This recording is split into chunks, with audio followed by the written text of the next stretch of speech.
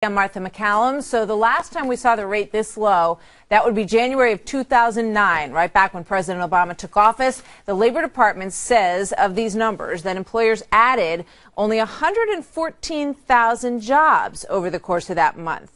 So that raises a lot of questions about this headline number. Many of the jobs that we're seeing that are added in that number are part-time jobs. So Stuart Varney now, anchor of Varney & Company and the Fox Business Network. You read what? Give it to us. There is widespread mistrust of this report and these numbers because there are clear contradictions. 873,000 people said they had found work, but only 114,000 new jobs were created. That is a contradiction. If you delve a little deeper, it seems that a lot of these people who found work, that's the 873,000. If you look deeply, it turns out that 600,000 of those 873,000 people were part-time workers. So they came back into the labor force and they pushed the unemployment rate down to 7.8%. But there's a contradiction here between the number of new jobs created and the number of people saying they found work. It was part-time work, Bill. That's what it was. So how do you drop a third in the overall number and only add about 100,000 jobs? Well, the actual rate, the unemployment rate, is taken from what's called the household survey. That's the part that found 873,000 people found work.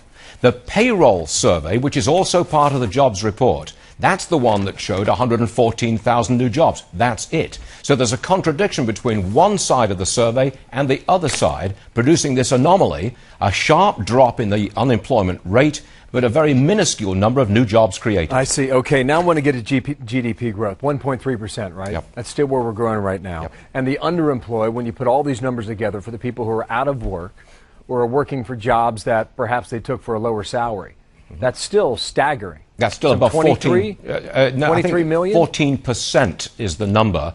23 million is the number quoted by Governor Romney during the debate. It's a grim employment situation, any which way you slice it. Okay, but now you're still now below the big number. You're below 8%. So to the politics on this now. That's where some of the mistrust comes in. Oh, how convenient that the rate drops below 8% for the first time in 43 months, 5 weeks before an election. That's why there's some mistrust of these numbers, along with the contradiction between 873,000 people found work, only 114,000 new jobs. Right, mistrust of this report. On that point, it'll be interesting to see how President Obama plays this in Fairfax, Virginia later today.